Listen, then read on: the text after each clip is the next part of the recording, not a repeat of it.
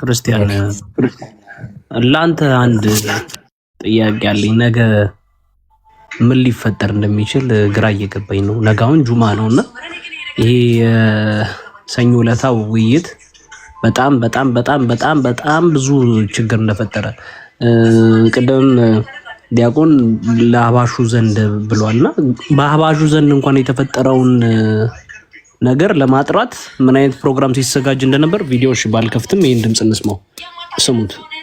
ከዚህ መሻሪ ሚዲያ ተከታታዮቻችን ዛሬ ኸሚስ ምሽት ሰሞኑን በሚዲያ ላይ በተነሳው ብዥታ የማጥፊያ ፕሮግራም ታላቅ እንግዳ በመጋበዝ ፕሮግራም ማዘጋጀታችንን በደስታ እናበስራችኋለን። እንግዲህ እንደሰማችሁት የተፈጠረብንን ብዥታ ስቲል በእነሱ ውስጥ እንኳን የተፈጠረ ነገር አለ፣ ትልቅ ነገር። ይሄ ውይይት ትልቅ ቦምብ ነው የጣለው። እያንዳንዱን ነገር ክሊር አድርጎታል። ተደብቆ የነበረው ነገር ሁሉ ፈንድቷል። አሁን እኔ ግራ የገባኝ በጣም አሁን ምን ሊፈጠር ይችላል ብዬ እያሰብኩ ያለሁት ነገ እንዴት ነው? ነገ ጁማ ነው እንግዲህ ነገ እንዴት ነው የሚሆነው ነው በጣም እያሳሰበኝ ያለው። እንዴት ነው አብረው ነው አሁን የኔ አምላክ አይደለም ይሄ እንዲህ ነው ምናምን ተባብለው የነበሩ ሰዎች አብረው አንድ ላይ ሊሰግዱ አይችሉም በፍጹም። ይሄ ለኔ እያሳሰበኝ ነው። ክርስቲያን አንተም እስቲ እንግዲህ ሐሳብ ሰጥበታለህ። ያ እንግዲህ በሱን ከሁለት አንዱ የሚቀሩ ይሆናል ወይም ደግሞ እንደተለመደው አጭበርብረው ሊያልፉት የሚችልበት ኮንዲሽን ያለ አይመስለኝም እውነት ለመናገርና ነገ አይደለም ወደፊትም እጅግ በጣም ይሄን ነገር ሊቋቋሙት የማይችል መሬት ድረስ የወረደ ማህበረሰብ ውስጥ የገባ ቤተሰብ ውስጥ ሁሉ የገባ ነውና ይሄ ነገር እንደ በፊቱ ተደባብሶ ተሸፍኖ የሚታለፍበት ወቅት ያለ አይመስለኝም። ይሄንን ያለውን ልዩነት ያለውን ክፍተት ከወዲሁ አጥርተው ማለፍ ግድ ይላቸዋል ማለት ነው። የሚለያዩበትን ነገር መለየት፣ አለበለዛ ደግሞ አንድ እንሆናለን ብሎ ከዚህ በኋላ እንደ በፊቱ እያስመሰሉ መቀጠል ይቻል ይሆን? አይመስለኝም። ምክንያቱም እንዳልኳችሁ ይሄ ነገር ቤተሰብ ውስጥ ገብቷል። ይሄ ነገር ጓደኛሞች ውስጥ ገብቷል። ይሄ ነገር መስጊድ ውስጥ ገብቷል። ስለዚህ ይሄንን አሁን ላይ ያለው የዋሃብያዎች መጅሊስ ማለት ነው አባሾቹም ይተዳደሩበታል። እንግዲህ የሚፈጠረውን ሁላችንም የምናይ ይሆናል ማለት ነው። እስኪ ይህችን ቪዲዮ አንዴ እንመልከታትና እንመለስ። ከአላህ ጋር በተያያዘ ለአላህ አካል ሰጥተው የሚናገሩትን እየተቃወማቸው ነው። እንግዲህ እግር ሰጥተውለታል፣ ነገር ግን ጭንቅላት እንደሌለው አያውቁም። የሚቀድመው የትኛው ነው? መቅደም ያለበት ሊኖር የሚገባው ሊያረጋግጡት የሚገባው ቀድመው ጭንቅላቱን ነው ወይስ እግሩን ነው? እግር ነው መቅደም የነበረበት ወይስ ጭንቅላት ነው የሚለውን እየተናገረ ነው። እንደው አላህ ባትህን ይንቀለው አይባል ነገር የሃይማኖት ትምህርት እያስተማርክ ክፉ ቃል አይወጣም፣ ነውር ነው። እና አላህ ጭንቅላት እንዳለው እርግጠኛ ሳይሆን ባት እንዳለው ግን እርግጠኛ ሆነ። ጭንቅላት አለው ታፋው እንኳን አላውቅም ቢል ትንሽ ይሻል ነበር ይመስለኛል። ስለዚህ አላህ ባት ታፋ ነው ማለት ነው። ግድላችሁም በዋሃብያ ትምህርት የተመረዛችሁ ኢስላምን አታሰድቡ። ወይ ተውሂድን ተማሩ ወይ ዝም በሉ። ቁርአን ውስጥ የትኛውን ቦታ ላይ አላህ ታፋ አለው የሚል ቃል ሊገኝ አይችልም አስለን። ይህ የዋሃብያ ምኞት ብቻ ነው። ምክንያቱም የእስራኤል ልጆች ከግብፅ ሲወጡ ፍርዓውን ቤት ያዩትን አምሳያ ነቢ ሙሳን ዓለይሂ ሰላም የምናየው አምላክ ካላመጣ ብሎ ፈተና አሳይቷቸው ነበር። 40 ዓመት በበረሃን የኳተኑት ይህ የዛ እምነት ቅጥያ ነው። እና የአረብኛው ሳቅ የሚለው ቃል እንግዲህ ምንድን ነው? ጣዖት አምላኪዎች ሲያመልኩት የነበረውን አሁን ዋሃብያዎች አስቀጥለውታል። ዋሃብያዎች የሚያመልኩት እነዛ በበረሃ ውስጥ ጥጃ ቀርጸው ሲያመልኩት ከነበረው አይተናነስም፣ ከሱ የቀጠለ ነው እያለ ነው። እነዚህ ምንድን ናቸው ማለት ነው? ጣዖት አምላኪዎች ናቸው እያለ ነው ሊትራሊ። ቀጥሉ፣ ሀሳብ ካላችሁ ሜቢ እዚህ ላይ ሜቢ ሀሳብ እንድሰጡበት ዲቴል ከትምህርታቸው አንጻር እንዴት ይታያል የሚለው ላይ አሁን ይሄ ከቅድም ጀምሮ ኦፍኮርስ መረጃው ነበረኛው ይሄ በደም መፈላለጋቸው አንዱን የመጠላላት ነገር በመካከላቸው እንዳለ ይታወቃል። ግን ከትምህርት አንጻር አሁን ክርስቲያንም ያሬዶም ስታሳዩት እንደነበረው አንዱን ጣዖት አምላኪ ይለዋል ለምሳሌ እና በአምላክ ሁለት አካላት በአምላክ ከተለያዩ ምንድን ነው አንድነታቸው ነው?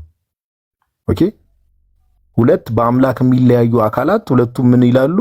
እስልምና የነቢያቱ ሃይማኖት ነው እያሉ ይሰክሱናል። በምን ይለያያሉ ግን? በአምላክ which means በፈጠራቸው አካል። ኦኬ በፈጠራቸው አካል እንደዚህ አይነት ልዩነት እያለ እንደዚህ አይነት ነገር መናገር። ሁለተኛ ደግሞ ቀደም እንዳላችሁት መስጊድ ውስጥ እንደው አብሮ መስገድ የሚባለው ነገር ከእስልምናው ትምህርት አንፃር እንዴት ነው የሚታየው? ለምን ለምሳሌ አህባሹ ዋሃብያዎች የሚያመልኩት አምላክ ጣዖት ነው። ቀደም እንግዲህ ክርስቲያን ቪዲዮ ሲያሳይ ሰምቻለሁ። በጣም ብዙዎች ይላሉ ጣዖት ነው እኛ አናውቀውም ይላሉ።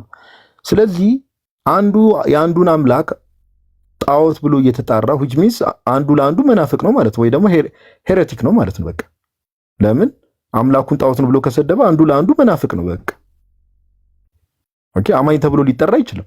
ለምን የሚያመልከውን አምላክ ጣዖት ብሎ እየጠራበት ነውና በእስልምናው እንዴት ነው ከመናፍቃን ጋር አብሮ መስገድ ይቻላል ወይ? እና ምንፍቅናስ እንዴት ነው የሚታየው እስልምናው ላይ የሚለውንም ነገር ሐሳብ ብትሰጡበት እኔም ማወቅ ስለምፈልግ ነው። ህብረት ማድረግ ይቻላል ወይ? አምልኮ ከመናፍቃን ጋር መፈጸም ይቻላል ወይ? እና ለነዛ ከተፈቀደ ደግሞ በቀጣይስ ከክርስቲያኖች ጋር አምልኮ እንዳይፈጽሙ የሚከለክላቸው ነገር ምንድነው ነው? ኦኬ ለምን እንግዲህ ለአህባሹ ለምሳሌ እርግጠኛ ነኝ ክርስቲያኑ መናፍቅ ነው፣ እነዛ መናፍቅ ናቸው። ምንድነው እስከየት ድረስ ነው ባውንደሪስ የሚለውን ነገር ሐሳብ እንድሰጡበት ነው። ያ እንልበታለን፣ ምንም ጥያቄ የለውም። እንግዲህ በሙሐመድ አስተምሮ መሰረት ከሆነ በኡማዎች ውስጥ ልዩነትን የሚፈጥር አካል ካለ አንገቱ ተቆርጦ መጣል እንዳለበት መገደል እንዳለበት ተናግሯል።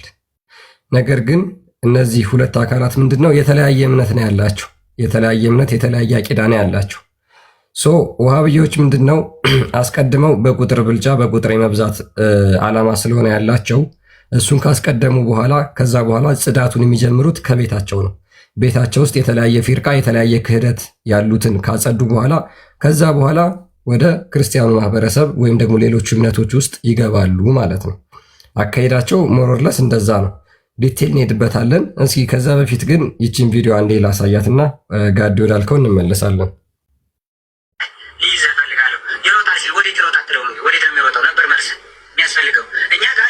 የሚወርድ የሚሰቀል አካል ያለው አምላክ የለንም። አላህ ሱብሓነሁ ወተዓላ የማይታይ የማይዳሰስ ጌታ ነው ያለን። እሱ ራሱ ከለቀለ በምኑ ኩን ፈየኩን፣ ሌላ ምንም ነገር የለውም። በዚህ ውጣ በዚህ ወረድ የምንፈላፈልበት ምክንያትና አቅም የለንም። እኛ ደግሞ እያልን ያለነው አሁን ከእስላሞች ጋር ተወያይተው እስላሞች እንደዚህ ያሉ ሳይሆን ውይይት ካስፈለገ ሶብረን ጀሚል በሶብር ቀስ ባለ በተረጋጋ መልኩ ኡስታዞች ትላልቅ ዑለሞቻችን ጋር ቀስ ብሎ መወያየት ነው። ካልሆነ ደግሞ አይሽን በሃይማኖት ሽኔን በሃይማኖት ይብሏል። ይህን ትናንትና የነበረው ውይይት ከወንድማችን ሁሴን ጋር ሲያወራ የነበረው ግለሰብ ክርስቲያኖችን ወክሎ ሳይሆን አህባሾችን ወክሎ ነው ሲያወራ የነበረው ማለት ነው። ምክንያቱም ይኸው እየወቀሱት ነው። ለምን አልጠየቅም፣ ለምን ወዴት ነው የምሮጠው ብለህ አልጠየቅም እያለ ነው። እሱም ደግሞ ከዛም በኋላ ያስከተለው ምንድነው ማስረጃው? አንቺም በሃይማኖትሽ እኔም በሃይማኖት ይባል። የትኛው ላይ ነው? የትኛው ክታብ ላይ ነው እንደዚህ ያለው? አንቺም በሃይማኖትሽ እኔም በሃይማኖት የሚለው በየትኛው መጽሐፍ ቅዱስ ነው የተጻፈው? በቁርአን አይደለም። ምንድነው ያልከው አንተ የጎግል ተማሪ፣ አንተ አካል አምላኪ ሐቁን ነው የነገረህ።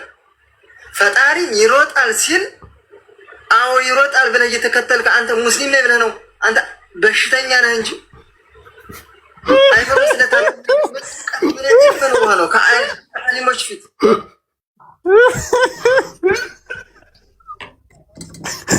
ቢያገኘው አስብ እስቲ ቢያገኘው አስበዋል።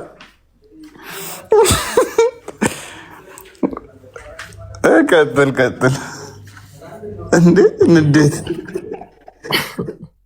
መለስ አድርገው ትንሽ ተማሪ መለስ አድርገው ትንሽ በሃይማኖትሽ እኔም በሃይማኖቴ የሚለው በየትኛው መጽሐፍ ቅዱስ ነው የተጻፈው? በቁርአን አይደለም። ምንድነው ያልከው አንተ የጎግል ተማሪ፣ አንተ አካል አምላኪ ሐቁን ነው የነገረህ። ፈጣሪ ይሮጣል ሲል አዎ ይሮጣል ብለህ እየተከተልክ አንተ ሙስሊም ነህ ብለህ ነው። አንተ በሽተኛ ነህ እንጂ ያዘው አይመረጥም እንጂ ምን እውቀት ምን ዕልም ነው? ይሮጥ እየተከተልክ አለ ይሮጣል ሲልህ እየተከተልከው አላህን ነው የሚከተለው። አላህ እየሸሸ ነው እንዴ? መሐመድ ነው እኔ ሄራ ዋሻ ውስጥ ተጨምቆ ሲሮጥ ያማቀው። አላህ ምን አስሮጠዋል? ቀጥል። ማን ነው የሚያሯሩጠው የሚል ቪዲዮ ነበር። እንደው ልጆች ካለ ቢልኩልኝ ደስ ይለኛል። አሊሞች ፊት መሻይኾች ፊት ይዘህ የምትቀርበው ነገር ሲኖር እኮ ነው ከሙስሊሞች ጋር የምትወያየው። ምን እውቀት ኑሮ በጎግል ያወቅከውን በቲክቶክ ያወቅከውን ጥምጣም ከላይ ቆልለህ ቁርአን ስለቀራ ብቻ ቁርአን በአኺር ዘመን እምነት የሌለው ይቀራል፣ ክርስቲያኑ ይቀረዋል፣ ሸይጣን ይቀራል። ቁርአን በቀራ መስሎ ከሆነ ሙስልምና ተሳስታል። አላህ እኛን ሲፈጥረን በገደብ ነው የፈጠረን፣ ልክ እንዳናልፍ። ፍጡር ፈጣሪን እንዴት አካል ነው ብሎ ይወጣል ይወርዳል፣ እግር አለው እግሩን ጀሃነም ይሞላል ይሮጣል ሲል አዎ ብለህ እየተከተል በሽተኛ ስለሆንክ ነው እንጂ ምን ዕልም ኑሮ ምን እውቀት ኑሮ ነው ከአሊሞች ጋር የምትወያየው?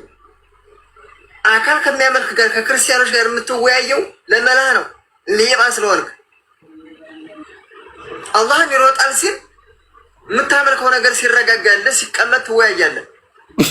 እውቀቱ ካለ ኢልሙ ካለ ከሩጫ ሲመለስ ወይም ፈጣሪ ይሄ ነው ብለህ የምታስረዳው እውቀት አለ። ይሮጣል ካልክ ከሩጫው ሲረጋጋት ትወያያለህ። ሮጦ ሲጨርስ ነው። ቆይ ሩጫው መቼ ነው የጀመረው?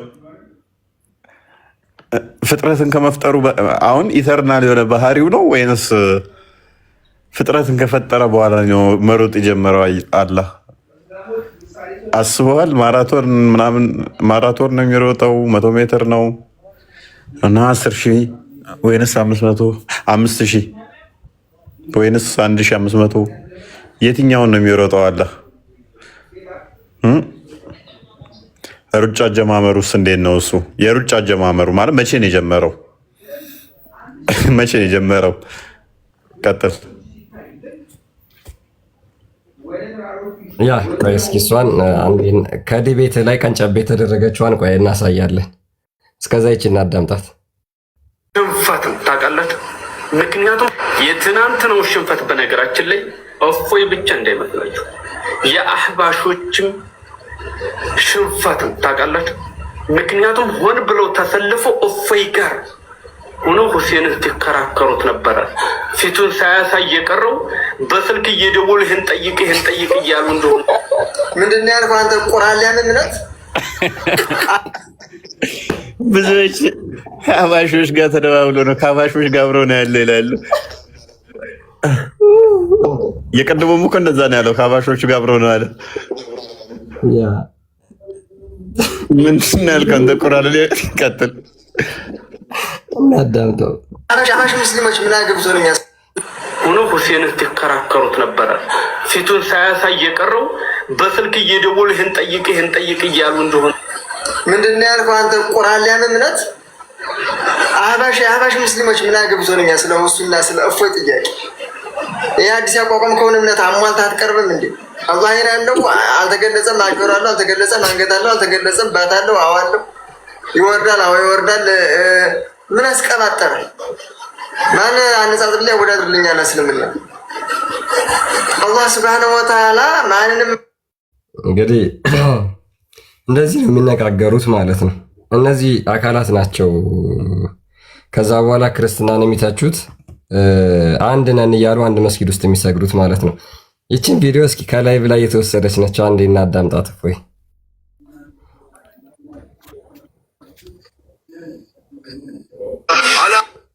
አላህ ይሮጣል አይሮጥም? እሺ አላህ ይሮጣል ሲባል ጊዜ እንደ ፍጥረታት አይደለም። ይሄ ነው እንደማን ነው ብዬ አልጠየቅኩም ኡስታዝ። እኔ እንደ ቀነኒሳ ነው እንደ ኃይሌ ነው የሚሮጠው ብዬ አልጠየቅኩም። ያርኩ ፐርስፔክቲቭሽ እኮ ነው በቃ የሚያስደምመኝ።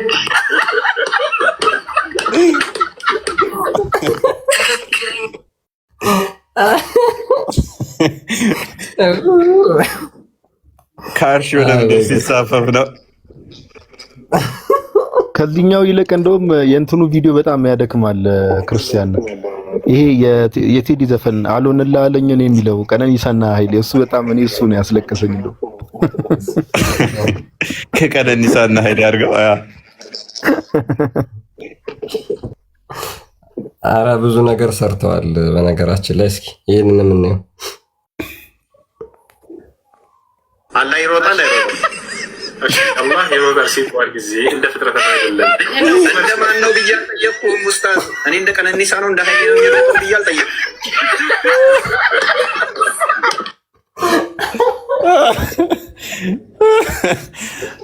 ይመሻቸው።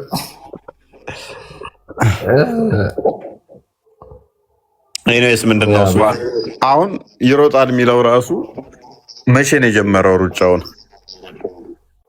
አስባል ፍጥረትን ከመፍጠሩ በፊት ይደርባል ክርስቲያን። ፍጥረትን ከመፍጠሩ በፊት የሚሮጥ ከሆነ እኮ አስቸጋሪ ነው። ምን ላይ ነው የሚሮጠው? ማለት ስፔስ እና ፕሌስ ሳይኖር እንዴት ነው የሚሮጠው? አሁን ብዙ እንትኖች አሉ ያልተመለሱም አሉ። ለምሳሌ አላህ በድምፅ ይናገራል ብለው ያምናሉ። መሮጡ ብቻ ሳይሆን እዛው ጠይቄው ነበር ከሰማችሁ። ኦኬ አላህ በድምፅ የሚናገር ከሆነ ልክ እኛ ድምፅ አውጥተን እንደምንናገረው በድምፅ ይናገራል ብለው የሚያምኑት። ኦልራይት በድምፅ ከሆነ የሚናገረው ቁርአን ደግሞ ያላህ ቃል ነው ብለው ነው የሚያምኑት። ቁርአን ያላህ ቃል ዘላለማዊ ቃሉ ነው ብለው ያምናሉ።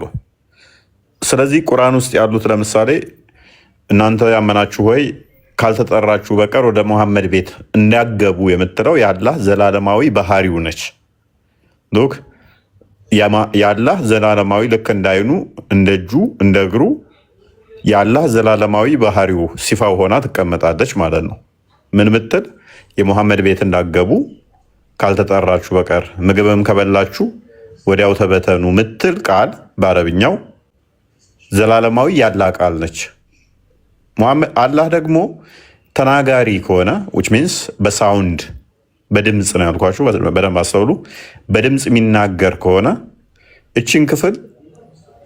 እቺ ክፍል ቃሉ ከሆነች ከሚናገራቸው ክፍል ቃሉ አንዱ ትሆነች ፍጥረትን ሳይፈጥር አሁን እናንተ ሰዎች ካልተጠራችሁ በስተቀር መሐመድ ቤት እንዳገቡ እያለ ሲላስቡት እስቲ ኢማጂን አድርጉ። ዝም ብላችሁ ፍጥረት ሳይኖር ብቻውን እንደዚህ ብሎ ሲል ፕላስ እዛውም የጠየኩን ነበረ ምንም ትርጉም የሌላ ፊደል ለምሳሌ አሊፍ ላሚም ምንድን ነው?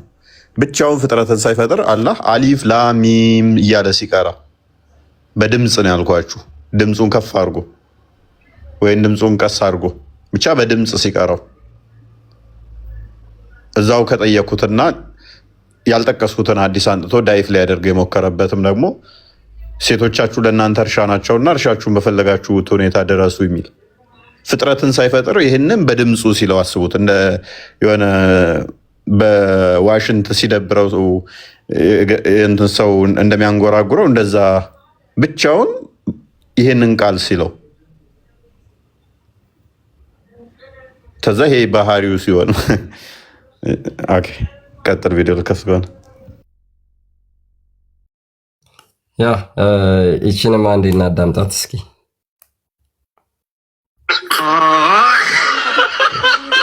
እሱ ሸሚዙን ይበላል። አይታችሁ ከሆነ የሸሚዙን የሚንጠለጠለውን ይበላል በጥርሱ። ሱብሃንአላህ። አንዴ መነጽሩ ነው የሚገለብጥ፣ አንዴ ወዲያ የሚገለብጥ እፎያውን እጅንም ሆነ አይንንም ሆነ መጃዝ እያደረገ ነበር የተጠቀመ ምሳሌ። እሱ ግን እጅ ምንድን ነው አለው እጅ ነው፣ ባት ምንድን ነው አለው ባት ነው። ሱብሃንአላህ ሱብሃነ ለዚ አዩ ላይ ሞት እኛ ነብያቶች ያስተማሩት እምነት ከእንደዚህ አይነት ነገር ይገናኛል። አላሁ ተዓላ هل تعلم له سميا እያለ ብልት አለው ወይ ተናለው ይሽረው አለው ማለት የለው ማለት ይባላል። ጉድ ጉድ አንደኛው ባንክ ያምናል መሰላችሁ። አላህ መቀመጫ መኪና አለው ወይ በመኪና ያለው ወይ ብለታ አለው ያ ማንኛውም አይ እኔ በመኪና ሄዳለሁ ማለት አይሄድም ማለት ነው። ምክንያቱም በቁርአን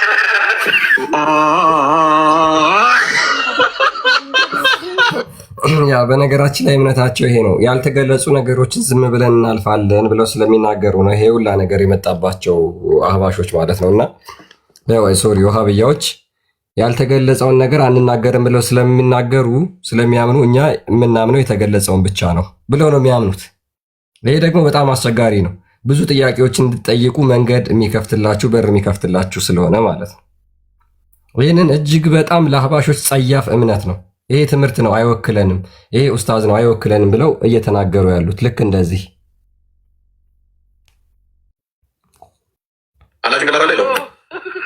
እሺ አላህ ጭንቅላት አለው የለውም የሚል በቁርአን ሆነ በሐዲስ ላይ ተገለጸም። ስለዚህ አለው ብለንም አንናገር እንደውም ብለንም አናስተባብልም። ምክንያቱም በቁርአን በሐዲስ ላይ በነቢያት አንደበት የመጣን ብቻ የምንቀበል እንጂ የማንጨምር የማንቀንስ ነው። በስ በቃ ስለታወቃለህ። ስለዚህ አላህ ጭንቅላት ሊኖረው በቁርአንም በሐዲስም አልተነገረም። የለውም አለውም አትልም። ስለዚህ ጭንቅላት ሊኖረው ይችላል ላይኖረውም ይችላል። አንገትስ አለ የለውም? እሱም አልተገለጸም። ብልትስ አለ የለውም? እሱም አልተገለጸም። ሁላችሁም ልብ ብላችሁ አዳምጡኝ። እፎይና ሁሱ ባደረጉት ውይይት አንደኛ ሁሱ ራሱንና አመለካከቱን ብቻ ነው ወክሎ የመጣው፣ ኢስላምን በፍጹም አልወከለም። አሁን እዚህ ጋር እኔ ጥያቄ አለኝ። ይሄን ለምን ለኛ ትጠይቁናላችሁ ነው? ለምን ለኛ ትመልሳላችሁ? ሂዱና መጅሊሱን ይሄ እስልምና አይወክልም፣ ለምንድን ነው እስልምናን ይወክላል ብላችሁ ኡስታዝ ያደረጋችሁት ብላችሁ ለምን መጅሊሱን አትጠይቁም ነው? ለክርስቲያኖች እኮ አይደለም መልስ መመለስ ያለባችሁ። ምንድን ነው የሚባለው? አህያውን ትቶ ዳውላውን ነው የሚባለው። እኛን አይደለም ይሄንን መጠየቅ የምትችሉት።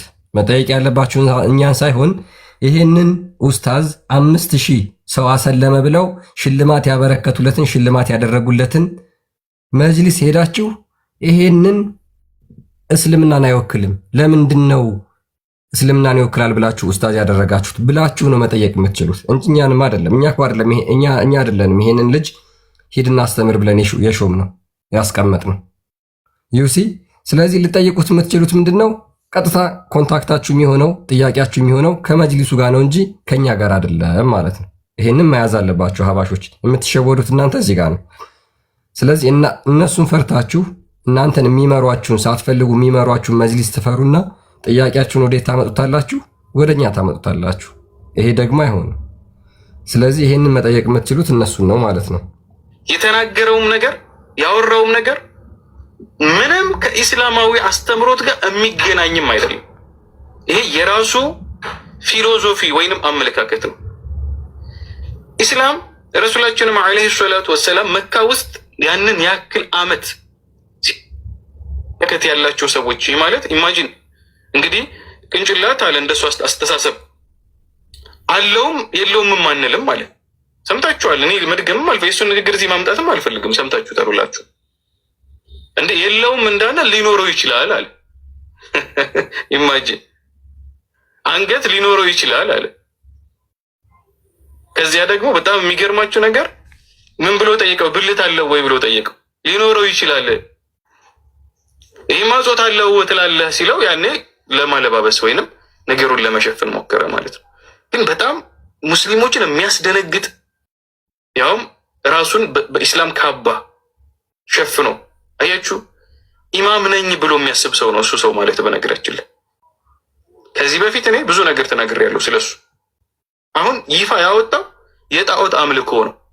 ይሄ እነዚህ የመካ ላይ የነበሩ ሙሽሪኮች የሚያዩትን የሚመለከቱትን በእጃቸው ያቦኩትን ነበር። አእምሯቸው የሰጣቸውን ስዕል ወደ ተግባር ቀይረው ነበር አይደል ሲያመልኩ የነበረው። አሁን ግን ቅንጭላት ሊኖረው ይችላል፣ ፊት ግን አለው። ኢማጂን ሲል የነበረው እሱ ይሄ በፍጹም ከእስልምና አመለካከት ጋር አብሮ የሚሄድ አይደለም። ኢማጂን አዳምጡኝ፣ እሱ ያለው ፊት አለው አለ። እሱ ብቻ አይደለም ሌሎችም የሚሉ ሰዎች አሉ እንደሱ። ፊት አለው አለ፣ አንገት የለውም አለ። አያችሁ። ከዚያስ ሆድ ምናምን ላይኖረው ነው። አያችሁ። ከዚያስ ባት አለው ደግሞ ብለው ያስባሉ። ወይ ዛሬ አልተናገረውም እንጂ ባት አለው ብለው ያስባሉ። ደግሞ የሚገርማችሁ ባቱ እንደነሱ አስተሳሰብ ማለት ነው፣ እንደነሱ አመለካከት የቂያማ ቀን የሚገለጥ ነው። ይሄ ማለት የሸፈነው ነገር አለ። የሚገለጥ እኮ ማለት የተሸፈነ ነገር ነው አይደለ? ወይ በሽርጥ ወይ በልብስ በምን ኢማጂን ፊት ኑሮት አንገት የሌለው ህፃናቶች እንኳን ቢቀርቡ ቢያዩት ኢቭን በህልማቸው ቢያዩት ሊደነግጡ ሊበረግጉ የሚችልን ምስል አእምሮ ላይ የሳለውን ምስል ነው እያመለከ ያለው። ልዩነቱ ምንድነው? እነዚህ በእጃቸው አብኩተውታል፣ ቅርጽ ሰጥተው ኦፍኮርስ ቅርጽ ሰጥተዋል። እሱም ግን በቃ በጭቃ አብኩተው ሰርተውታል። አእምሮ ውስጥ ነው ስሎ የጨረሰው ማለት ነው። አእምሮ ውስጥ እዚህ ማይንድ ውስጥ ግን ፊት ምናምን አድርጎ ያን ጣዖት አእምሮ ውስጥ የሆነ ዙፋን ላይ አስቀምጦ አእምሮ ውስጥ ስሎ ጨርሶታል ማለት ነው። አላህ ግን የሰውን ልጅ የሚመስል የፈጠረውን ፍጡር በአጠቃላይ የሚመስል ሰላም መካ ውስጥ ያንን ያክል ዓመት ሲዋጉ የነበረው የጣዖት አምልኮ ነው።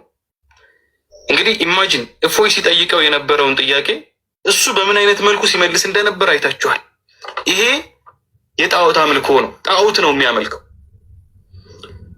መካ ውስጥ የነበሩ ሙሽሪኮች እንግዲህ አይን አድርገው ፊት አድርገው አፍንጫ አድርገው አንገት አድርገው ሙሉ ሰው አስመስለው ሰርተው ገንብተው የሚያዩትን የሚመለከቱትን በእጃቸው ያቦክቱን ጣዖት ነበር ሲያመልኩ የነበረው።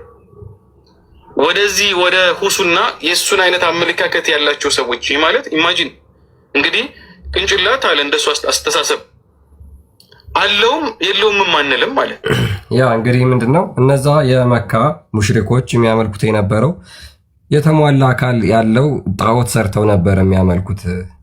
አሁን ግን የዚህ ኡስታዝ ምንድነው ማለት ነው ከነሱ ያልተሻለ ይልቁንም ደግሞ የባሰ የሆነ ጣዖት ነው፣ በአይምሮ የተቀረጸ ማለት ነው። በአይምሮ የተቀረጸ ጣዖት ነው የሚያመልኩት። ስለዚህ እነዛ የመካ ጣዖት አምላኪያን ከድንጋይ የተቀረጸ ከእንጨት የተጠረበ ቢያመልኩም ወሃብያዎች ደግሞ የሚያመልኩት በአይምሯቸው የቀረጹትን በአይምሯቸው የሳሉትን ነው። እሱም ደግሞ ያልተሟላ አካላት ያሉትን ብለው ነው የሚናገሩት። አሁን እንግዲህ ይሄ እስልምናን አይወክልም ብለው እየተናገሩ ነው። ይሄ ኡስታዝ ደግሞ መጅሊሱ ይወክለኛል፣ መጅሊሱን ይወክላል ተብሎ ይታሰባል። የመስጊድም ኢማም ነው።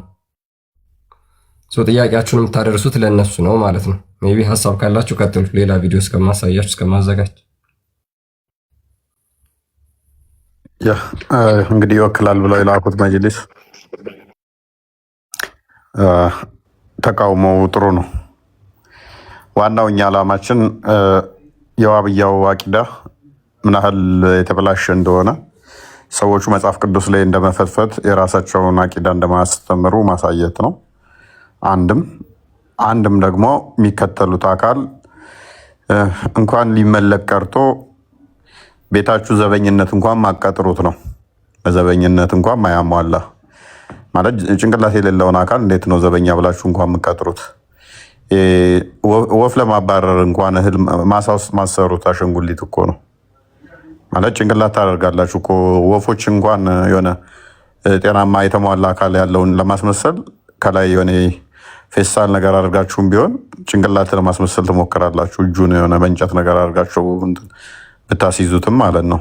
ይሄ እጅ ሰጠኸው፣ እግር ሰጠኸው፣ ባት ተሰጠኸው፣ ወገብ ከሰጠኸው በኋላ ጭንቅላት ሳሰጠው አስበው። ይሄ በጣም ከባድ ነው።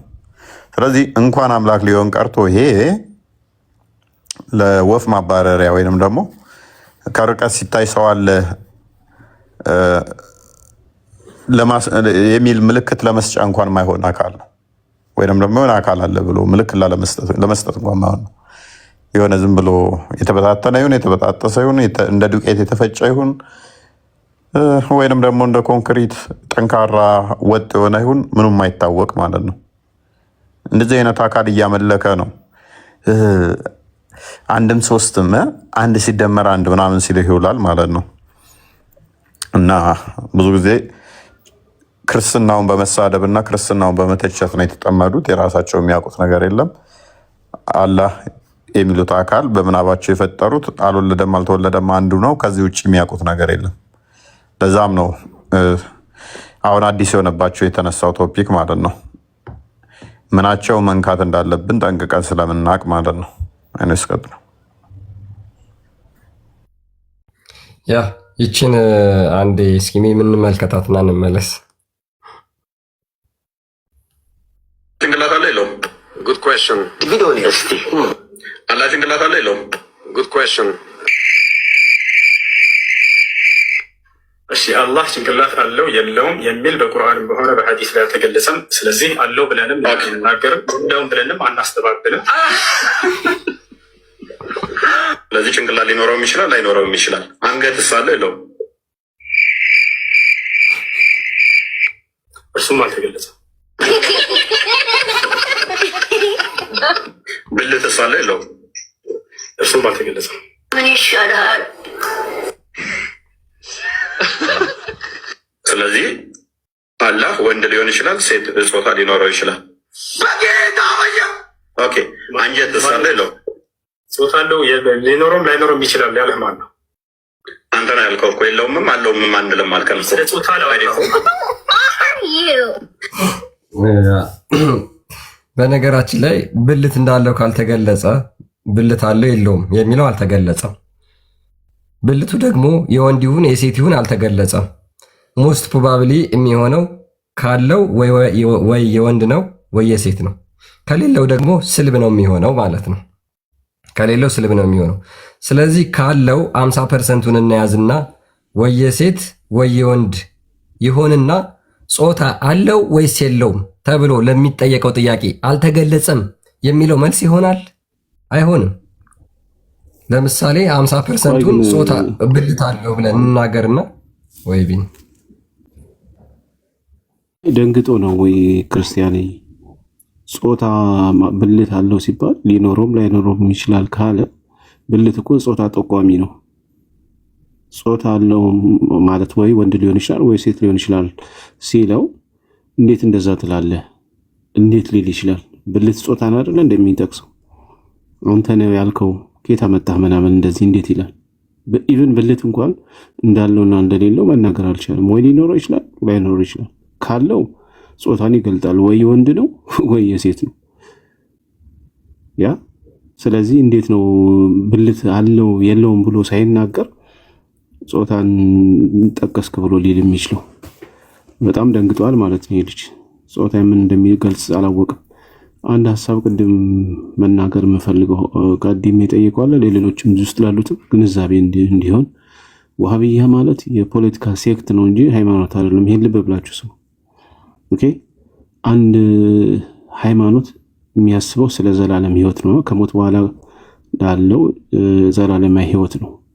እንደዛ የሚያስብ ከሆነ እንዴት ነው ዓላማው እስኪሳካ ጊዜው እስኪደርስለት እንዴት ነው አብሮ ከማያምኑ ጋር አብሮ የሚሰግደው? ከማያምኑት ጋር አብሮ እንዴት ይሰራል? ይሄ የፖለቲካ ፓርቲ ነው። እንደዛ ማቀው ኮላቦሬት አድርጎ ፖለቲካ ፓርቲዎች ይሰራሉ። ከዛ አንዱ ፖለቲካ ፓርቲ አንዱን በልቶት ከዛ በኋላ ዓላማ ይጠቀምበትና ከዛ በኋላ የራሱን ዓላማ እንትን ይላል። በዘላለም ህይወት ጉዳይ እንዴት አብሮ አንድ ላይ ይሰግዳሉ? ሁለቱም ተመሳሳይ ካልሆኑ አንዱ አንዱን እያወገዘ አንዱ መጥፋት ያለበት እያለ አንዱ ያረደውን አልበላም አንዱ አምላኩን ጣዖት እያለ የፖለቲካ ፓርቲ ነው ወይስ ሃይማኖት ነው? እስልምና እንዴት ነው ተባብራችሁ የምትሰግዱት? በተለይ ወሃቢያ የሚባለው ሴክት ዓላማው እስኪሳካ ከሰይጣን ጋር ቢሆንም ይሰግዳል ማለት ነው። ከሱ ጋር ከማይመስሉት ጋር አምላኩን ጣዖት ከሚሉት ጋር እንዴት ነው አብሮ የሚሰግደው? በአንድ መስጊድ ውስጥ በአንድ መጅሊስ ውስጥ እንዴት አብረው ይኖራሉ? እኔም ማቀው ይሄ የፖለቲካ ፓርቲ ብቻ ነው እንደዚህ የሚያደርገው። እንዲሁም አንዳንድ የፖለቲካ ፓርቲዎች ዓላማቸው ካልተሳካ እንኳን ኮላቦሬት አያደርጉ። ወሃቢያ ማለት የፖለቲካ ክንፍ እንጂ ሃይማኖት አይደለም። ቴንክ ዩ።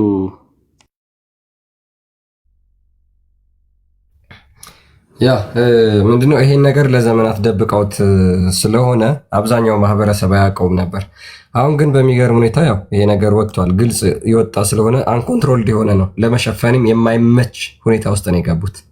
ከዚህ በኋላ ሰዎችን አላህ እንደዚህ ነው ብለው የሚያጭበረብሩበት ሳይሆን ትክክለኛውን አላህ ይነግሯቸዋል። ሰዎች ከወደዱት ይቀጥላሉ። ነገር ግን እውነተኛውን አላህ ከነገሯቸው ደግሞ ሊቆዩ ስለማይችሉ ይወጣሉ ማለት ነው ሙስሊሞች። እና ከዚህ በኋላ መሸፋፈኑ ያን ያህል የሚያዋጣቸው አይመስለኝም። ከወዲሁ ምንድነው ማድረግ ያለባቸው ማለት ነው? ትክክለኛውን አላህ ይናገራሉ። ከዛ በኋላ ካላቸው ከሱፊዎች ጋር ከአህባሾች ጋር ማለት ነው ከእነሱ ጋር ያላቸውንም ልዩነት ግልጽ በሆነ መንገድ የማያስቀጥሉ ከሆነ በነገራችን ላይ እልቂት ነው የሚፈጠረው። በጣም ታላቅ እልቂት ነው የሚፈጠረው። ዛሬ ይቺ የተለኮሰችው መብራት የተለኮሰችው ሻማ እየተቀጣጠለች መሄዷ አይቀርም። ብዙ ሰው ጋር ገብቷል፣ ሰው ቤት ውስጥ ገብቷል። ይሄንን ነገር በጊዜ መቋጫ ካላበጁለት በጣም አስቸጋሪ ሁኔታ ውስጥ ነው የሚገቡት ማለት ነው። እና እስኪ እንግዲህ የምናየው ይሆናል ማለት ነው የወደፊቱን። ኤኒዌይስ እፎይ ሀሳብ ካለ ቀጥልና ቪዲዮ አሳያለሁ። እስከዛ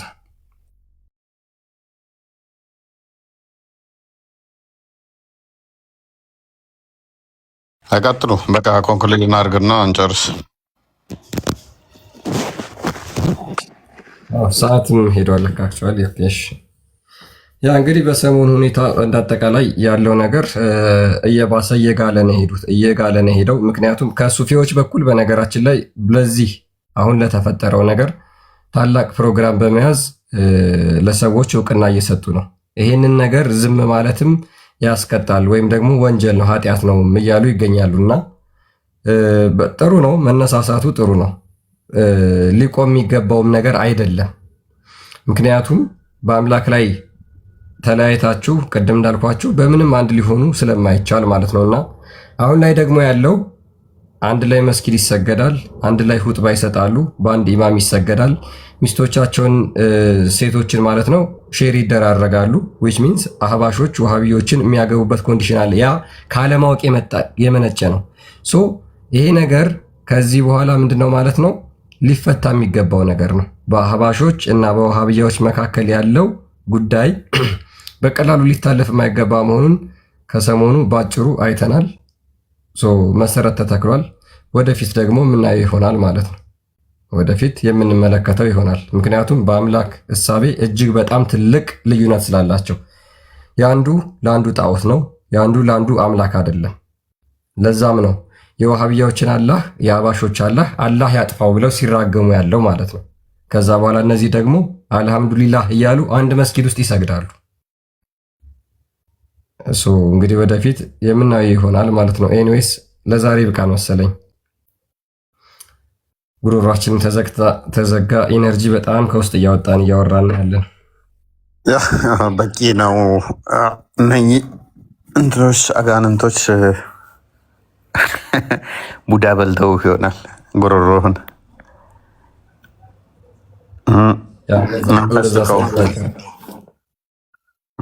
ባይዘ ብዙ በቃ እንዳለ እኮ ነው አካውንታችንን የደበደቡት። የኔን አካውንት አዘጉ እንትን አሉ 2-3 ቀን 4 ቀን ምናምን። የቆስጠንጢኖስን አካውንት አዘጉ። አንተ ታመምክ ገስ ስላስገባለህ ቃል ታሟል፣ ቃል ስጋ ሆነ። ሌላ ማን አንተም አሞሃል። እኔ እንኳን እጅ አልሰጥም። ህመም ከአንድ ቀን በላይ አልታመምም እንጂ እኔም 1-2 ቀን ታመሚያይ ነበረ። ከውይይቱ 2 ቀን አካባቢ በፊት ነው እና ተርታውን ነበረ አካውንታችንንም እንትናችንም የመቱን። ኤኒዌይስ ጸሎት አድርጉ፣ ዱብ ዱብ በሉ። እንደኔ ደግሞ ሩጡ እስቲ። እኔ አላህን ተከትላችሁ ተንቀሳቀሱ። ለዛ እኮ ነው ስፖርት ስለማሰሩ ነው። ስፖርት ስለማሰሩ ነው። ስፖርት ማማዬ ደህና ነች አለች። ጠይቋት። መጠየቅ ጥሩ ነው። እንዴት ነሽ እህታችን በሏት። ትንሽ እስልምና ላይ የሚሰሩ ትንሽ እንትን አለው ብዙ አጋንንታዊ እንትን ያለው እና ዝም ብሎ ነገር አይደለም። ኤኒዌይስ ብዙ ስትረስ አለው። የምትታገሉት ከአጋንንት ጋር ነው። አጋንንታዊ የሆነ አስተምሮ ስለሆነ ዝም ብላችሁ ሆነ እንደ ክርስትና ወጣ ገባ ብላችሁ እንደ ልባችሁ እንትን ብላችሁ የሆነ መንፈሱ ትንሽ የሚረብሽ ነገሮች አሉት። ኤኒዌይስ ማይብራራ ልታብራሩ ታስባችሁ ማታብራሩት መንፈስ አለበት እና ቪኪም ታሟል። ቪኪ የሚል ኮመንት አይቼ ነው ታሟል። እሱም ጉንፋን ነገር ነው እና መጥፎ ጨረር ኔ ኤኒዌይስ ዛሬ ያነሳነውን ብቻ ምንድነው ኦቨርኦል አላኛ ፍጡር ነው ፍጡር ነው ብለን ያመጣ ነው።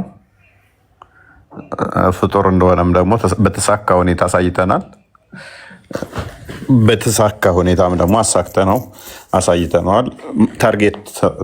ታርጌት ያደረግነው አካል አለ፣ ልንመታው ያሰብነው አካል አለ፣ ማሳየት የፈለግነው አካል አለ።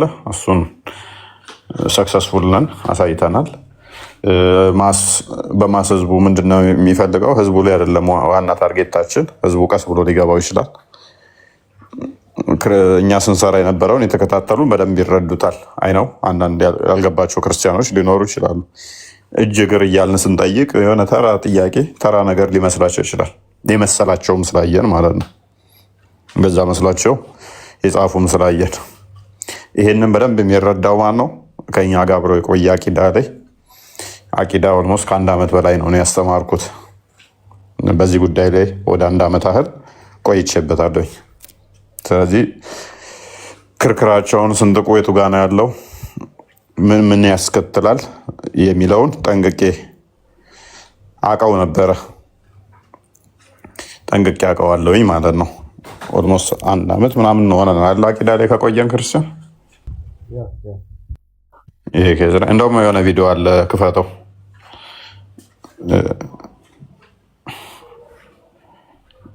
የሆነ ቪዲዮ እሷን እናዳምጣትና ምን ልላችሁ ነው። አጥንተናታል፣ ኬዛች እንትናን በደንብ አውቀናታል እና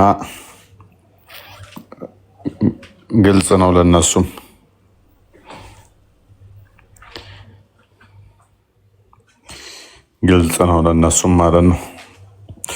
ይሄ በእንትኖቻቸው መካከል ትልቅ የሴፍ የሚያማዝዝ ቶፒክ ነው እና አይታወቅም። ግን ህዝቡ ስለማያውቀው እነሱም ግልጽ ስለማያደርጉት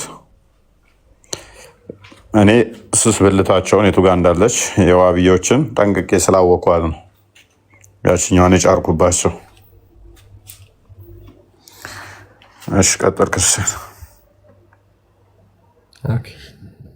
እፎይ የመጣበትን መንገድ ያውቀዋል። ኤቭሪዴይ ዳታ የሚሰበስበው ከሱፍዮቹና እነዚህ የሁሴን ጓደኞች ይጣላሉ። ብዙ ጊዜ ማለት በውይይት ላይ ናቸው መድረክ ላይ እና ቃል አላህ ነው የሚለው። መጀመሪያ ምንድነው አላህ አይን አላህ ነው የሚለው። ኢለሰማዕ ካላልክ አቅጣጫ ካልሰጠህ ከይፍያው እንዴት ነው ምናምን አይሉም። እፎይ ያንን ላይ በደንብ ያውቃል። የሁለቱን የሙስሊም ግሩፖች ምን አይነት አስተሳሰብ እንዳላቸው በደንብ ለአመታት ነው አጥንቶ ይዞ የመጣው። የመጣ ጊዜ ምን ይልሻል? ቀጥታ አላህ ይወርዳል ይለዋል። ምን እንደሚመልስለት እኮ ቀድሞ ያውቃል። ይሄኛው ማለት ነው እፎይ የሚባለው ዘንድ ሁሴን ምን አለው? ቆይ ላስረዳ እንዳልሽ የአርሽን ጉዳይ ካስረዳ በኋላ እፎይ በምንድን ነው ያስረዳው? ያንተም እኮ መጽሐፍ ቅዱስህ ላይ እግዚአብሔር እግር አለው አይናል። እሱ የጠየቀው ያኪ አንተ ቁርአን ውስጥ ያለው አምላክ እግር አለው ወይስ የለውም ብሎ ሲጠይቀው ያንን የለውም ወይም አለው ብሎ መመለስ ሲጠበቅበት እሱ የመለሰው ምን ብሎ ነው? መጽሐፍ ቅዱስ ላይ ያለው እግዚአብሔር እኮ እግር አለው ያንተም እኮ እጅ አለው።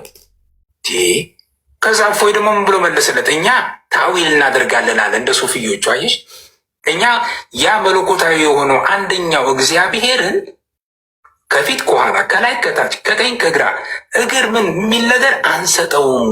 ተገልጦ የመጣውን ግን እንሰጠዋለን፣ ቃል ነው። ያ አብሶሊት የሆነውን ግን ብቸኛ ነው ብለን የምናምነው አለና ጠየቀው። ይሄ ብቸኛ የሆነው እግዚአብሔራችንን አንተ ታምንበታለህ ወይ? ከላይ ከታች ከግራ ከቀኝ ቦታና ስፔስ የማይገባውን አምላክ እግዚአብሔር እኛ ይህን የምናምንበትን እግዚአብሔር ነው ወይ አንተ አምላክ አለው። አይደለም አለ። ቃል በቃል የሰማሁት ለምን ይወርዳል ብሎ ስለሚያምን እጅ አለው ብሎ ስለሚያምን። ግን እጁ የኛ እጅ አይደለም። ፎዚ አንቺ የምታስረጅ ምንድን ነው? የኛ ለመሆኑን ሊነግረው ነበር። ያንንም ቢኖ ትልቁ ችግር የማናውቀው እጅም ቢሆን የለውም ነው እኛ እያለ ያለ ነው። እፎይ ያንተን አይመስልም፣ የከሌን አይመስልም፣ ብዙም አዋጣም። የክርስቲያንም የኔን አይመስልም፣ የዝንጀሮም እጅ የኔን አይመስልም፣ የዝሆንም እግር የኔን እግር አይመስልም። ፓርቶች አሉት ብለህ ስላጸደቅክ ነው። ኤኒዌይስ ግን ምንድነው እሱ እንደዚህ አይነት ጎልደን ኦፖርቹኒቲ ሲገኙ እንጠቀምባቸዋለን። ብዙም ኢንተረስትድ አልነበርንም። ሀያችሁ ማለትም ነግረናቸው አለጋግመን አታቁም አቂዳ ላይ አርፋችሁ ተቀመጡ ብለናቸው እኔ ላይቭ ላይ ደጋግሜ ተናግሬያለሁ። ይቅርባችሁ፣ አቂዳ ላይ የምታውቁት ነገር የለም ነግሬያቸው ነው። አላርፋሉ። አቂዳቸውን እንደማያውቁ ጠንቅቄ አውቀዋለሁ። አቂዳቸው ደግሞ ትክክለኛ ከተናገሩት ኦዲየንሳቸው ላይ ምን እንደሚፈጠር አውቀዋለሁኝ። እነሱ የለመዱት በፊት አላህ ማለት እንደዚህ እንደዚህ ከሚል ስም፣ እግዚአብሔር ማለት እንደዚህ የሚል ስም፣ እንደዚህ ከዚህ ወጥቶ ከዚህ ገብቶ እንደዚህ የሚል ጥቅስ እዚህ ጋር እንደዚህ ያለ እዛ ጋር እንደዚህ ጥቅስ ነው። ምንህን መከርከም የቱ ጋር ስትነካ እንደሚነዝር ጠንቅቄ ያውቀዋለሁኝ። ጠንቅቄ ያውቀዋለሁ ማለት ነው። ተገናኝተናል፣ ተግባብተናል። ስለዚህ በደንብ አሳክተነዋል ማለት ነው። አሁን ፋይላችንን ዘግተናል፣ አጀንዳውን ለነሱ ሰጥተናል። እኛ እንቀጥላለን። ከነገ በኋላ ሜይ ቢ ወደ ክርስትናው መለስ ብለን ደግሞ እንሄድበታለን። አስቀድመን ያው ጀነራሊ ነው የተናገርነው። የኛን እግዚአብሔር መንፈስ ነው ስንል አይታይም። በቃ ፔሬድ አይታይም። አይኖች አያካብቡትም፣ አይኖች አይዙትም። አይኖች ሊያካብቡት የሚችሉ ነገር ፍጡር ነው ብለን ነው ምናምነው። ስለዚህ እግዚአብሔር አይታይም በባህሪው። አንድ መውጣት፣ መሄድ፣ መምጣት፣ መቀመጥ፣ መነሳት ምናምን የሚባል ነገር በሙሉ ለፈጣሪ አይነገርም በባህሪ። ሁለት እነኚህ በደምብ በአይምሯችሁ ልትይዙ ይገባል። እነኚህ የክፍል አካላት ተገነባብቶ ጆሮ የምትባል ለመስሚያ ብቻ የምታገለግል፣ አይን የምትባል ለማያ ብቻ የምታገለግል፣ እግር ማያ ለመሄጃ የምታገለግል፣ ከዛ ግራ ቀኝ ፊት ኋላ ጀርባ ምናምን የሆነ የሚያካብበው በፍጹም የለም። ፈጣሪ እንደዛ አይነገርለትም። እንደዚህ አይነት የሚነገሩለት ሁሉ ፍጡር ነው። እንደዚህ ከተነገረለት በባህሪው እንደዚህ ነው ካሉ ፍጡር ነው። ስለዚህ የእኛም በዚህ እንለያለን ከነሱ ማለት ነው። ይህን ካደረግን ዘንዳ ይህንን ካልን ዘንዳ ሰዎች መተኛትም ጥሩ ነው እና ዋናው ነገር የራሳችንን ከነሱ በእንደዚህ ከለየን አካለ ጎደሎ እንዳያመልኩ ጸሎት አድርጉላቸው። ጭንቅላት የሌለው ከሚከተሉ ጭንቅላት ያለው ሰው መከተል ይሻላል። ኢቨን የተሟላ ጭንቅላት የሌለው ሐውልት አስቀመ ሁለት እግር ባቱ ስንት እንደሆነ ማታውቀው አስበዋል። ባቱን ስንት እንደሆነ አላውቅም። እግሩ ግን ሁለት ነው። አንድ ባት ሊሆን ይችላል። አንዱ ባት ሁለት እግር አስበዋል። ባቱ አንዲት ሆነና እግሮቹ መዳፉ ሁለት ሲሆን በጣም አስቸጋሪ ነው የሚሆነው። ይሄ ጥሩ አይደለም። ኦቨርኦል ግን ምንድነው እሱ ማወቅ ያለብን የእኛን ለዘመናት ያዌ ነው አላህ ምናምን የሚለውን እንዳልሆነ አሳይተናል። እንዳልሆነ ልጁም ሲል እንደነበረው አምላክ አስቀድሞ ፍጥረትን ሲፈጥር እንዴት ነው የሚለውን የተወሰነ ተመልክተናል። ምንም የሚመስለው አምሳያም ለሱ ምንሰጠው እንደሌለ አሳይተናል።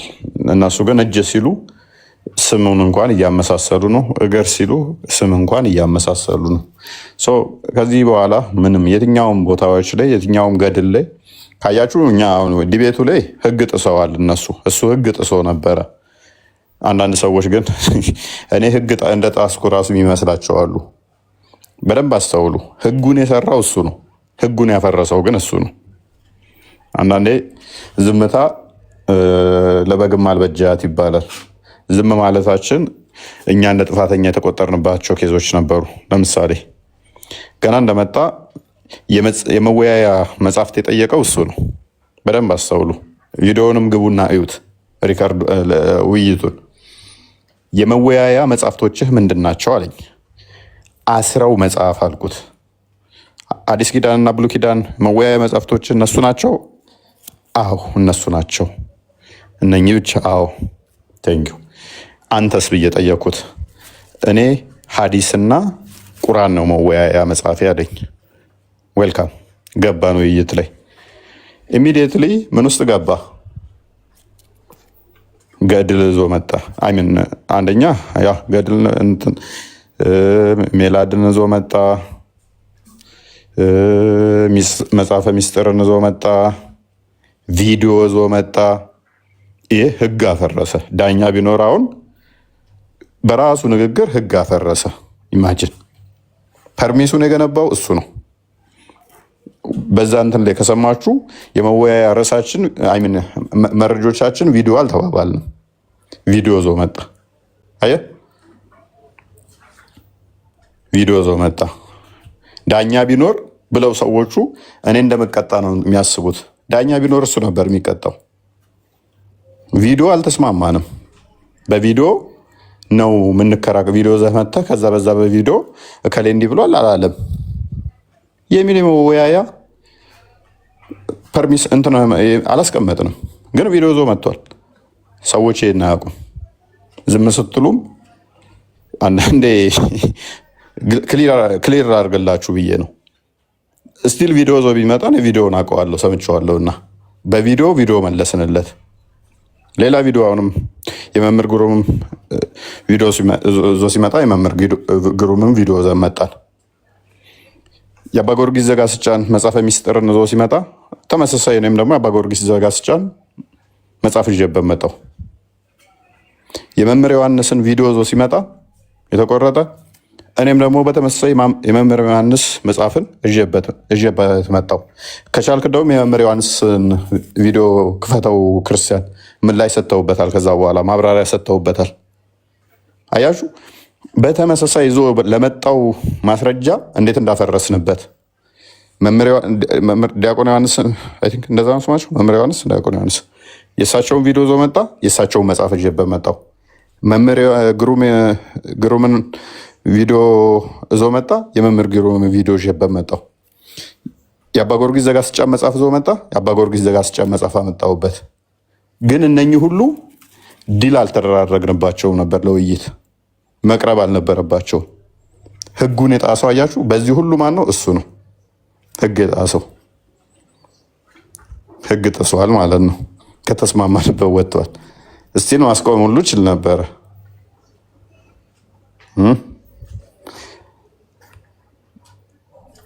ማስቆምም እንችል ነው። እስቲል ግን መመለስ አሪፍ ስለሆነ ነው የመለስ ነው። እኛ ከቁርአን አልወጣንም፣ ከሀዲስ አልወጣንም፣ ኪታብ አላመጣንም፣ ተፍሲር አላመጣንም። ለምን? መወያያችን ቁርአንና ሀዲስ ስላለ ማለት ነው። ምን ልላችሁ ነው? ገድላት፣ ድርሳናት እነኚህ ዲቴል ለመወያያነት አትጋጋጡባቸው። መማማሪያነት ሊሆኑ ይችላሉ። ለመከራከሪያ ግን ይሄ ኃይለኛ እንዲህ ዲቤት ለማድረጊያ ከሙስሊም ጋር ለማስረዳት ከሙስሊም ጋር ዞ መጥቶ እሱ ጋር እስሉ ለመጋጋጥ አንደኛ እነኚህ ድርሳናት ገድላት እነሱ ራሱ ገና መጥራት ያለባቸው ስላሉ ማለት ነው። የትኞቹን ነው በቁጥርም ገና የሚታወቁም ያልሆኑ ስላሉ በቤተክርስቲያን ውስጥ ክሊር የተደረጉ በሊቃውንት ጉባኤ ያለፉ ያልሆኑ ብዙ መጽሐፍቶች ስላሉ ሰንበዲ ዝም ብሎ መጽሐፍ በቤተክርስቲያን ስም ስለጻፈ የሆነ ቅዱሳን ስዕላት ላዩ ላይ ስላለ የቤተክርስቲያን መጽሐፍ ነው ማለት አይደለም። ሊቃውንት ጉባኤ አይቶት ተገምግሞ እስካላለፈ ድረስ እስቲል እነሱም ደግሞ ለውይይት ይሆናሉ አይሆኑም ሌላ ጉዳይ ይሆናል ማለት ነው። ክርስቲያናዊ ለማነጽ ለመማማሪያ ሊሆኑ ይችላሉ፣ ሊጠቅሙ ይችላሉ። ከዛ በዘለለ ግን ዶግማህን እሱ ላይ መስረተ ማለትም አንድ ሙስሊም ጋር ለመከራከር እዛ ላይ ገድል ላይ እንደዚህ የሚላለ እንደዚህ ነው ብራዘር። ከ2000 ዓመት በፊት የተጻፈን መጽሐፍቶች እያወራን ትናንትና የተጻፈ ከሌ የሚባል ሰውዬ በቤተክርስቲያን ስም ስለጻፈ በሊቃውንት ጉባኤ እንኳን ስላልታየ መጽሐፍ ይዘህ ብትመጣ ማን ይሰማሃል? ትቀልዳለህ እኔ ትቀልዳላችሁ እኔ የሆነ ቅዱሳን ስዕላት ምናምን ላው ያሉበት ማለት የቤተክርስቲያን መጽሐፍ ነው ማለት አይደለም። እዚህ ላይ በደንብ ልታውቁ ይገባል ማለት ነው። ልታውቁ ይገባል። እዚህ ላይ ጥንቃቄ ልታደርጉ ይገባል። አርትዖት ምን ያህሎች ናቸው የተሰሩለት? ማንም ብዛታቸው እንኳን አይታወቅም። እንኳን አርትዖት ተሰርተው እንትን ሊባሉ። ስለዚህ ሞር ፎከስ የምናደርገው ከእስልምናው ጋር እንትን ስንል መጽሐፍ ቅዱስ ላይ ነው፣ ከመጽሐፍ ቅዱስ አንጻር ነው እንጂ የሆነ ገድል ላይ የሆነ ድርሳን ላይ እሱን እናንተ በደንብ አንብቡት፣ ይጠቅማችኋል። በደንብ አንብቡት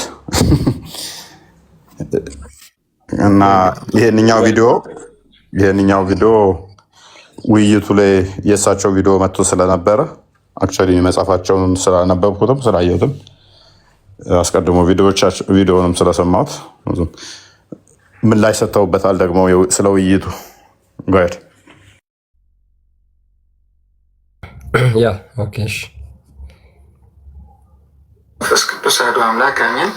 ውድ ታዳሚዎቻችን በያላችሁበት ሁላችሁም እንደምን አላችሁ? እኔ እግዚአብሔር ይመስገን ደህና ነኝ። ለእግዚአብሔር አካል ዓይን፣ ጆሮ፣ እጅ፣ አፍንጫ ይህንና ይህን የመሳሰሉ የአካል ክፍሎች አሉት የሚሉ አገላለጾችን በቅዱሳት መጻሕፍት ስናገኝ እንዴት ነው የምንረዳው? በኢትዮጵያ ኦርቶዶክስ ተዋሕዶ ቤተክርስቲያን እንደዚህ አይነት ምንባባት አሉ። እነዚህም ምንባባት ስናገኝ ሆሊስቲክ በሆነችው ቤተክርስቲያን የምንረዳው አንደኛ ለእግዚአብሔር አካል ቅርጽ የለውም፣ ሁለተኛ ወሰን የለውም፣ ሶስተኛ መጠን የለውም፣ አራተኛ ልክ እንደኛ ግዙፍ ኮርፖሪል የሆነ አካል የለውም ብለን መጀመሪያ የእግዚአብሔር አካሉ መንፈስ እንደሆነ ረቂቅ እንደሆነ ከማመን እንጀምራለን። ምክንያቱም ዓይን፣ ጆሮ፣ አፍንጫ ምናምን የሚባሉ ነገሮችን የምናውቀው በግዙፍ አካል ስለሆነ እግዚአብሔርንም በዛ አይነት ግዘፍ ወሰንና መጠን ቅርጽ ውስጥ አስገብተን እንዳናስበው በሁሉም ቤተክርስቲያን የሚታመነው የእግዚአብሔር አካሉ ሲምፕል እንደሆነና የአካል ክፍልፋዮች እንደሌሉት እንዲሁም ደግሞ አካሉ ረቂቅ እንደሆነ ርቀቱም የማይመረመር እንደሆነ ከማሰብ እንጀምራለን። ይህን ከተረዳም በኋላ እንግዲህ ማንም ሰው እግዚአብሔር ዓይን አለው፣ ጆሮ አለው፣ አፍንጫ አለው፣ እግር አለው፣ እጅ አለው ሲባል ልክ እንደኛ አይነት ግዙፍ የሆነ የሚጨበጥ ቅርጽ ያለው ወሰን ያለው መጠን ያለው የሚመረመር አካል አለው የሚል ከሆነ የአንትሮፖሞርፊስት የተባሉ ከሃዲዎችን ክህደት ነው የሚሸከመው። ስለዚህ እንደዚህ አይነት ትምህርት በኦርቶዶክስ ቤተክርስቲያን በየትኛውም ዓለም የለም። ይልቁኑ እንደዚህ አይነት አካላት አሉት ሲባል ምን ማለት ነው? ዓይን አለው ሲባል የእግዚአብሔር አካሉ የሆነ ክፍሉ ዓይን፣ የሆነ ክፍሉ ጆሮ አለው ሲባል ጆሮ፣ የሆነ ክፍሉ አፍንጫ አለው ሲባል አፍንጫ፣ የሆነ ክፍሉ እግር አለው ሲባል እግር አለው ማለት ሳይሆን ዓይን አለው ማለት ሙሉ አካሉ ያያል፣ ጆሮ አለው ማለት ሙሉ አካሉ ይሰማል፣ አፍንጫ አለው ማለት ሙሉ አካሉ ያሸታል፣ ልብ አለው ማለት ሙሉ አካሉ ያስባል፣ ንባብ አለው ማለት ሙሉ አካሉ ይናገራል ማለት ነው። ስለዚህ ይናገራል፣ ያያል፣ ያስባል፣ ያውቃል፣ ይሰማል ለማለት ነው። እነዚህን አገላለጾች ምንገልጸው እና የኛ ሊቃውንት በእውነት እነዚህ አካላት አለው ብለው ሲናገሩ በግዘፍ አይደለም። ለምሳሌ ዓይን አለው ሲሉ ዓይኑ ውሱን ነው ወይም የሆነ የአካል ክፍሉ ነው እያሉ ሳይሆን ምሉ ነው ነው የሚሉት። በእግዚአብሔር ዓይን የተሰወረ ምንም ነገር የለም። የእግዚአብሔር ዓይን ማያየው ነገር የለም፣ ምሉ ነው። ፊት ለምሳሌ ቢባል በአንድ አቅጣጫ ያለ ወሰን ያለው ፊት አለው ብለው አያምኑም። የእግዚአብሔር ፊቱ በሁሉም አቅጣጫ ነው፣ ምሉ ነው ብለው ነው የሚያምኑ። ያ ፊቱም ቅርጽ ስለሌለው፣ መጠን ስለሌለው፣ ግዘፍ ስለሌለው፣ ክፍልፋይም ስላልሆነ ምን አይነት እንደሆነ አናውቀውም ይላሉ። ይሄ አሉታዊ ነገረ መለኮት እየተባለ ይገለጻል በኦርቶዶክስ ቤተክርስቲያን። ስለዚህ በዚህ መንገድ ነው የማይመረመር የማይታወቅ መሆኑን ከመናገር ጋር አካሉ ረቂቅ ነው፣ እርቀቱም አይታወቅም፣ ዓይን አለው ጆሮ አለው ሲባል ግን ክፍልፋይ ነው፣ ኮምፖዚት ነው ማለት አይደለም። ልክ እንደኔ በእኔ የተለያዩ አካል ክፍሎች ተሰብስበው አንድ አካል እንደሚሰሩ ለእግዚአብሔርም የተለያዩ አካል ክፍሎች ተሰብስበው አንድ አካልን ሰሩ እያሉ አይደለም። እንደዛ የሚሆን ከሆነ እግዚአብሔር አካሉ ኮምፖዚት ነው፣ የተለያዩ አካል ክፍሎች ስብስብ ነው እንደማለት ነው። ይሄ ደግሞ ክህደት ነው። እነ ቅዱስ አትናቴዎስ፣ እነ ቅዱስ ሄሬኔዎስ፣ እነ ቅዱስ ኤፍሬም ሶርያዊ፣ እነ ቅዱስ ጎርጎርዮስ ዘኑሲስ ይህንን ተቃርነው አስተምረዋል። ስለዚህ እግዚአብሔር የተለያዩ አካል ክፍሎች ስብስብ ሳይሆን ሲምፕል ነው አካሉ። አካሉ ረቂቅ ነው። ዓይን ጆሮ ምናምን አለው። ምን አይነት ነው ከተባለ አይታወቅም። አካሉ ግን ረቂቅ ነው። ዓይን አለው ጆሮ አለው ደግሞ ሲባል ወሰን ያለው አይደለም እና ሁሉን ያያል፣ ሁሉን ይሰማል፣ ሁሉን ያውቃል፣ ሁሉን ይናገራል ለማለት ነው። እንግዲህ ይህንን መጽሐፍ ስታነቡ ደግሞ ከዚህ የበለጠ በምልአት ይህን ጉዳይ በተመለከተ ታገኛላችሁ። ሁላችሁም ይህን መጽሐፍ እንድታነቡ ጋብዛችኋለሁ። ወስብሐት ለእግዚአብሔር። ምንድነው እሱ ማሰሪያው ዋናው ይሄ የአካል ክፍሎችን ፓርቶችን በመስጠት ሆሉ በፓርቶች የተገነባ ነው የሚል አስተምሮ የለም በየትኛውም። ሆሉ በፓርቶች የተገነባ ከሆነ እንግዲህ እንደ ተፈጥሮ ፓርቶች ወደ መከፋፈል ስለሚሄዱ የሚከፋፈሉ ነገሮች ደግሞ ለኮራፕሽን፣ ለመለያየትና ለመገነጣጠል፣ ለመበስበስ ተጋላጭ ናቸው። ይህ የተፈጥሮ ሕግ ስለሆነ ማለት ነው። ይህንን ለፈጣሪ መስጠት አይቻልም፣ አይገባም። ስለዚህ የሆነ አካሉ የሚያይ፣ የሆነ አካሉ የሚሰማ፣ የሆነ አካሉ የሚሄድበት፣ የሆነ አካሉ የሚይዝበት እንደዛ ብለው ነገር ለፈጣሪ የለም። ስለዚህ በሙላት ይሰማል፣ በሙላት ያያል፣ በሙላት ያውቃል ብለን እናምናለን እንጂ በፓርቶች እንደ ዋብያዎች አናምንም። አካል ይሄ አለው ቢሉም በኢትዮጵያ ሊቃውንት ምን ለማለት ነው? አንድም ዝሩ ብትን አይደለም ለማለት ነው። የሚያግባባን ምንድነው? እሱ ብትን አይደለም፣ ልክ እንደ ዱቄት፣ ልክ እንደ ንፋስ ዝርው የሆነ የተበተነ እንደዛ አይደለም ለማለት ነው። አንድም ሙሉ ነው፣ ጉድለት የለበትም። ለማለት ነው። አሁን ለምሳሌ ዋብያዎቹን ካያችሁ እግር አለው ጭንቅላት አናቅም ውሽዝ ጉድለት አለበት ማለት ነው ሚል እንዳያመጣ ነው። አንድም እንደዛ የሚሉት በፈጣሪ ዘንድ ምንም አይነት ጉድለት የለም ለማለት ነው እንጂ የሆነ ጭንቅላት ምትባል የሆነ ቦታ፣ እግር ምትባል የሆነ ቦታ፣ ጣት ምትባል የሆነ ቦታ አለው ነው። ጉድለትን አንድም ለመከላከል ነው፣ አንድም ደግሞ ዝሩ አይደለም ብትን አይደለም ለማለት ነው። ይህንን ታሳቢ ከማድረግ አንጻር የሚነገር ነው እንጂ ፓርቶች አሉት ብለን አይታመንም። ሌላኛው ከዋብዮች የሚለየው የኛ መሄድ፣ መምጣት፣ መቀመጥ፣ መነሳት፣ መታየት የሚባሉት ነገሮች በሙሉ አይነገሩለትም ለፈጣሪ። ስለዚህ እነኚህ ሁሉ በሌሉበት ላይ ፓርቶች አይመጡም፣ የአካል ፓርቶች ማለት ነው። የዋብያው ግን እነኚህ ሁሉ ስለሚመጡ ነው። ባቱን ገልጦ ሲያሳያቸው ዊችዝ ባቱ ከእጁ ስለሚለይ ነው። ባቱ ከእጁ የሚለይ ስለሆነ ነው። አይኑ ፊቱ ከእግሩ የተለየ ስለሆነ ነው። ይሄ ደግሞ አትናቴዎስ እንደሚለው ጣዖት ነው፣ አንዱ አንዱን አይመስልም። ስለዚህ አላህ አንዱ አንዱንም ምን ይላል አትናቴዎስ?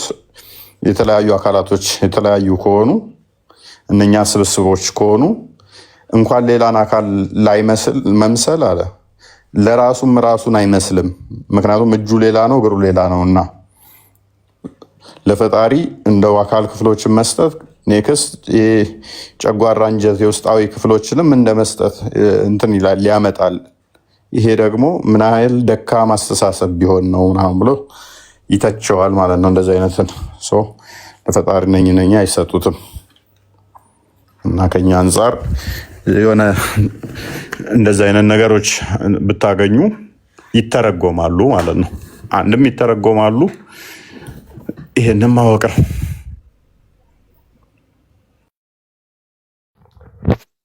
ያ ግልጽ ነው እንግዲህ። ስለዚህ እስልምና የነቢያት አስተምሮ የሚለው በአጭሩ ምንድን ነው? በፍጹም ነቢያቶች የማያውቁት ሐዋርያቶችም የማያውቁት አስተምሮ ነው እና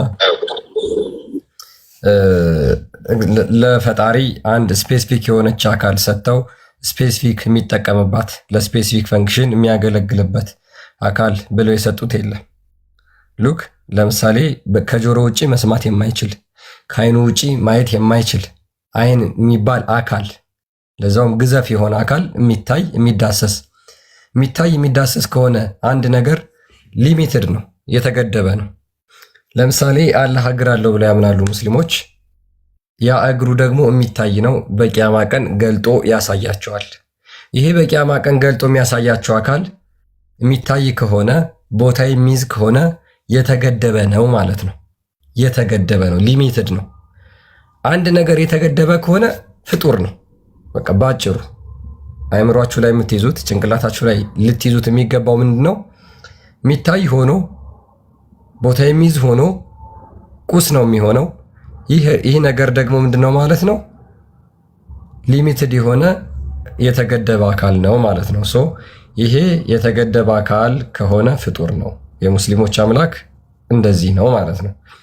ስለዚህ ቀጥታ ፍጡር የሚያስብለው የሙስሊሞችን አምላክ ይሄ ነው። ከነዚህ ባህሪያቱ የተነሳ ፍጡር ነው። ለዛውም እነዚህ አካላት ደግሞ እነዚህ የተገደቡ አካላት ደግሞ ቁጥራቸው እንኳን አይታወቅም። እነዛ ቁጥራቸው የማይታወቁ አካላት አንድ ላይ የተሰበሰቡና የተገጣጠሙ ይሁኑ ወይም ደግሞ የተለያዩ ይሁኑም አይታወቅም። ስለዚህ እግሩም ይመለካል። የማይታወቅ ከሆነ ፕሮባቢሊቲው 50-50 ነው። የተለያየ ሊሆን ይችላል፣ የተገጣጠመ ሊሆን ይችላል። እጁ እዛ፣ እግሩ እዛ፣ ፊቱ እዛ፣ ባቱ እዛ፣ ጣቱ እዛ የተለያየ ሊሆን ይችላል ማለት ነው። እንደዛ ከሆነ ስንት አምላክ ነው የሚመለከው ማለት ነው? እንደዛ ከሆነ ስንት አምላክ ነው የምታመልኩት? ፕሮባቢሊቲው 50-50 ነው። ወይ የተገጣጠመ ነው ወይም ደግሞ አንድ ላይ የተለያየ ነው። ስለዚህ የተለያየ ከሆነ እግሩም ይመለካል፣ እጁም ይመለካል። እግሩ ባህሪው ነው ብለው ይናገራሉ፣ እጁ ባህሪው ነው ብለው ይናገራሉ። አላህ ስንት ባህሪ አለው? የሚታይ ስንት ባህሪ አለው? ስለዚህ እነዛ ባህሪያቶቹ በሙሉ ባህሪ ነው ብለው ስለሚናገሩ ማለት ነው እነዛ ባህሪያቶቹ በሙሉ ይመለካሉ ወይስ አይመለኩም? ባህሪ አንድ ነው አይደል? እግሩ ሌላ ባህሪ ከሆነ እጁ ሌላ ባህሪ ከሆነ እግር እጅ ካልሆነ ቢያንስ በትንሹ ስንት አለ? 2 ባህሪ አለ ማለት ነው። እጅ የሚባል ባህሪ አለ፣ እግር የሚባል ባህሪ አለ። እግርና እጅ ደግሞ የተለያየ ነው፣ አንድ አይደለም። ስለዚህ እጅግ በጣም አስቸጋሪ ነው ማለት ነው የሙስሊሞች አምላክ የሚሆነው። ኤኒዌይስ ይሄ እጅግ በጣም ነቢያቶች የማያውቁት አስተምሮ፣ ነቢያቶች የማያውቁት ትምህርት ነው።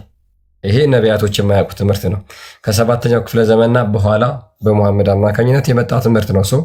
አፍተሮል ይሄንን የነቢያት አስተምሮ ነው ወይስ አይደለም ብሎ መከራከር ራሱ አስፈላጊ አይደለም ማለት ነው። መነጋገር አስፈላጊ አይደለም። ምክንያቱም እንደ እስልምና 124 ሺህ ነቢያትና መልእክተኞች አሉ ተብሎ ይታመናል።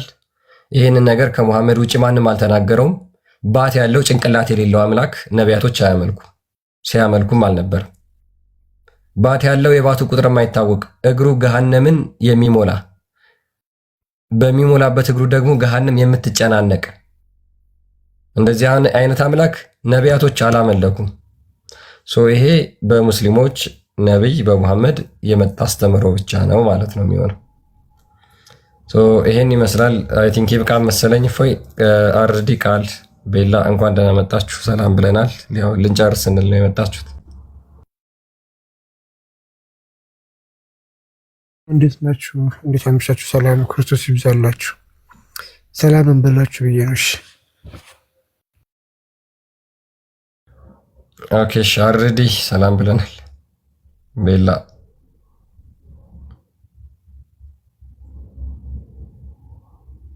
ኦኬ፣ አይ ቲንክ ይብቃን መሰለኝ ለዛሬ። ፎይ እንጨርስ። ሁላችሁም ሰላም ደሩ። ነገ እንቀጥላለን። ነገ እንገናኛለን። ቻው